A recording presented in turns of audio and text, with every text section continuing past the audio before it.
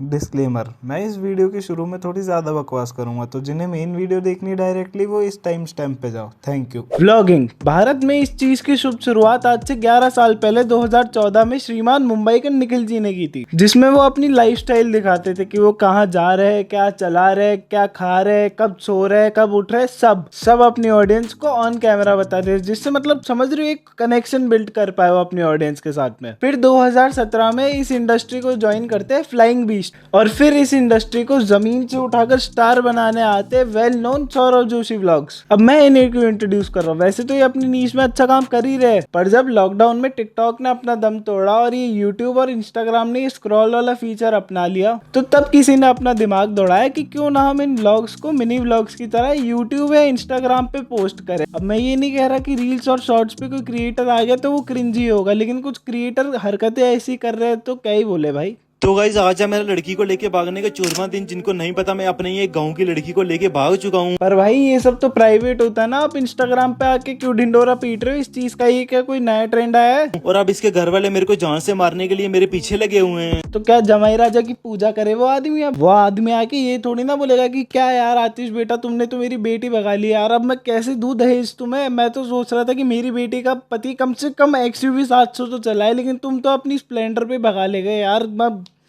कैसे दूं दहेज तुम्हें? तो इस वीडियो के पिछले पार्ट में आपने देखा जब हमको लड़की के पापा ने मिलने के लिए बुलाया था, जब हम मिलने के लिए जा रहे थे तब मेरे को रास्ते में कुछ लड़कों ने रोक लिया था। भाई मेरे तू कौन सी मिस्टर इंडिया की प्रजाति को भगा के लेके जा रहा है जो गुंडों के आते ही गायब होगी कि बेबी अब तो मेरे पापा के भेजे हुए गुंडे आ गए, अब तो तुम इनसे पिटो, मैं जा रही हूँ, बहुत जल्दी मिलती हूँ तुमसे, बाय।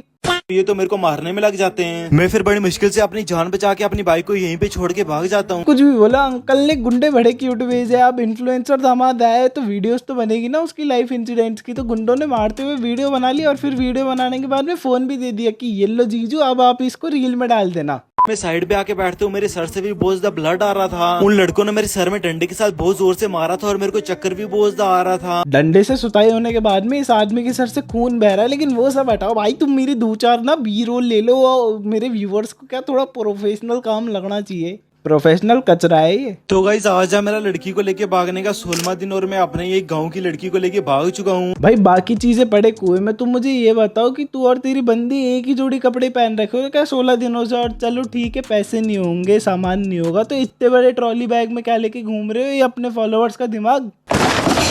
दोस्त मुझे एक बहुत ज्यादा पुराने घर में लेके आ जाता है और जैसे मैं अंदर जाके देखता हूँ मेरे को ऐसा लग रहा था कि इस घर में कई सालों से कोई नहीं रहता था। भाई इस जगह को बाड़ा नहीं कहते, सालों कितना गिरोगे? पहले जंगल काट के जानवरों के नेचुरल घर छीन लिए और फिर जो आर्टिफिशियल घर बना के दिए थे उसमें भी रील बनाने के चक्कर में खुद घुस गए। तो भाई कुछ जानवर कोई बोल नहीं सकता, तो उसका ऐसे फायदा उठाओगे? इस रूम में काफी ज्यादा सामान पड़ा हुआ था और मेरा दोस्त मेरे को बोलता है कि अगर आप चाहते हो कि किसी को पता ना चले तो आपको यहीं पे कुछ दिन एडजस्ट करना पड़ेगा। नहीं भाई, किसी को पता नहीं चलेगा आपकी जगह के बारे में, वो बस 13 मिलियन लोगों ने तो रील देखी है, वो तो नॉर्मल है ना यार, एकदम डिस्क्रीट और सेफ लोकेशन है यार आपकी।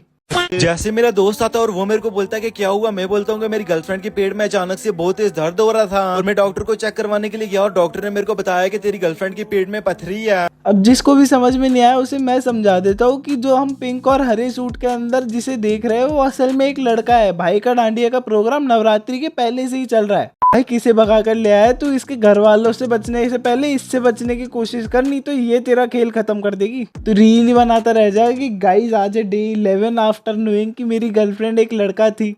तो इस वीडियो के पिछले पार्ट में आपने देखा एलविश यादव के दोस्त लक्ष्य चौधरी ने हमारे ऊपर बहुत ज्यादा गंदी रोस्ट वीडियो निकाल दी थी। ये वीडियो देखने के बाद मेरे दोस्त की मम्मा हमारे ऊपर बहुत ज्यादा गुस्सा हो जाते हैं और वो ये बोलते हैं कि ये कौन लड़का है जिसने तुम्हारे ऊपर इतनी ज्यादा गंदी वीडियो बनाई है। मेरे को तो पता ही नहीं चला लक्ष्य चौधरी ने कब हमारे ऊपर वीडियो बना दी है और सबके सामने बैठकर मेरे को देखने में बहुत ज्यादा इंसल्ट फील हो रहा था। हाँ, जैसे खुद की वीडियोस में बहुत पुण्य का काम कर रहे हो भाई। हैं किसी इंसान को उसके घर वालों से दूर भगाने के लिए भगवान एक्स्ट्रा पुण्य पॉइंट्स देते हैं ना। भगवान भी यही सोचते होंगे कि अरे यार ये तो बहुत नेक इंसान है, इसे तो प्रीमियम सब्सक्रिप्शन देना पड़ेगा स्वर्ग का। ऐसा गंदा कंटेंट बनाने पे तो नरक में भी जगह नहीं मिलने की। फिर किस बात की शर्म है भाई तुम्हें? मतलब क्या टेडेक्स पे आना है ऐसी हरकतें करने के बाद में? मैं अपने दोस्त के छोटे भाई को लड़कियों के कपड़े पहना के मिनी व्लॉग्स बनाया करता था, जिसमें एक मेरी वर्ल्ड फेमस सीरीज थी लड़की को लेके भागने की, जिसपे आज 1 बिलियन व्यूज है। लेकिन शुरुआती दिनों में लोग मेरा बहुत मजाक उड़ाया करते थे कि ये क्या बना रहा है, इनफैक्ट छपरी कहते थे मुझे। लेकिन आज वही लोग मेरी वीडियो में आने को बहुत ज्यादा तरसते हैं, बोलते हैं भाई प्लीज मुझे वीडियो में ले लो। अपने सपने को सच बनाने के लिए सिर्फ किस्मत का खेल काम नहीं आता, थोड़ी बहुत मेहनत भी करनी पड़ती है। तो मैं यही कहना चाहूंगा, never give up on your dreams guys. Thank you. Very emotional. ओए तो इस वीडियो के पिछले पार्ट में आपने देखा जब मैं हॉस्पिटल अपनी गर्लफ्रेंड के लिए मेडिसिन लेने के लिए आया था, तब मेरे को रास्ते में दो लड़के मिल जाते हैं। वो लड़के शायद से लड़की के गांव के लड़के थे। वो मेरे को बोलते हैं कि तू अतिशन है जो हमारे गांव की लड़की को लेकर भागा हुआ है। वो लड़के तो मेरे को कुछ बोलने का मौका ही नहीं दे रहे थे और अचानक से मेरे को मारने में लग जाते हैं। मेरे को मारने के बाद फिर एक लड़का दूसरे लड़के को बोलता है कि तू इसको पकड़ के रख, मैं पुलिस को लेके आता हूँ। जैसे एक लड़का पुलिस को लाने के लिए जाता है, मैं बड़ी मुश्किल से इससे अपनी जान बचाकर सीधा दौड़ दौड़ कर अपनी गर्लफ्रेंड के पास आ जाता हूँ। अब दूसरे वाले लौंडे का दिमाग तो देखो, अब वो चाहता तो वही रह के पुलिस बुला सकता था, लेकिन नवाब साहब को अलग से नीचे जाके पुलिस बुलानी है, तो भागेगा ही अब दूसरा वाला। तो आतिश भाई कितना बेवकूफ बनाओगे ऑडियंस को, या फिर आप सही में ऐसे आदमी हो? आधकवारी में पहुंचते जैसे मैं अपनी गर्लफ्रेंड के लिए पानी लाने के लिए जाता हूँ और वापस आते वक्त मेरी गर्लफ्रेंड वहाँ पे मेरे को मिलती नहीं है। आधकवारी में तो बहुत सारे लोग थे, लगभग 1 घंटा हो चुका था मुझे अपनी गर्लफ्रेंड को यहाँ पे ढूंढते ढूंढते, लेकिन मेरी गर्लफ्रेंड तो यहाँ पे मेरे को मिल रही नहीं थी। काफी देर ढूंढने के बाद जब मेरी गर्लफ्रेंड यहाँ पे मेरे को नहीं मिलती, तब मैं भवन की ओर जाने लगता हूँ। मेरे को बहुत ज्यादा टेंशन हो रही थी, पता नहीं मेरी गर्लफ्रेंड कहाँ पे चली गई है। भवन की ओर आते आते मैं अपनी गर्लफ्रेंड को रास्ते में ढूंढता ढूंढता आ रहा था, लेकिन मेरी गर्लफ्रेंड तो रास्ते में मेरे को कहीं पे भी नहीं मिल रही थी। काफी देर चलने के बाद फाइनली माता रानी का भवन भी मेरे को सामने दिख रहा था। थोड़ा आगे चलने के बाद फिर मैं आके सीधा सीढ़ी में बैठ जाता हूँ और अपनी गर्लफ्रेंड का यहाँ पे वेट करने लगता हूँ। आधा घंटा हो चुका था मेरे को वेट करते करते, और देखता हूँ अचानक से पीछे से मेरी गर्लफ्रेंड आ रही थी। नहीं भाई, इतने पे क्यों रुका? आधे मंदिर परिसर के दर्शन तो करा ही दिए, तूने माता के ढोक भी दिला देता, कम से कम कुछ तो अच्छा देखने को मिलता तेरी रीलों के अंदर। यार इसे देख के तब गया यार, मैं किसी और क्रिएटर को लाओ अब।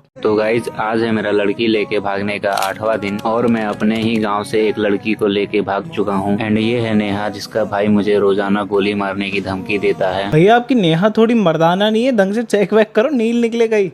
तो बस यार ये वीडियो भी यहीं पे खत्म होती है। अब तुम लोगों को ये वीडियो पसंद आई हो तो लाइक करो, चैनल पे नए हो तो सब्सक्राइब करो। बाकी मेरी इन दोनों से एज सच कोई पर्सनल हिट नहीं है और ना ही तुम्हें देने की जरूरत है। बस इनका कंटेंट है, या इनको खुद का संभालना हुआ तो संभाल लेंगे, अच्छा कंटेंट देना हुआ दे देंगे, बाकी भगवान मालिक है इनका। तो बहुत जल्द मिलता हूँ मैं अगली वीडियो के साथ में, तो बाय।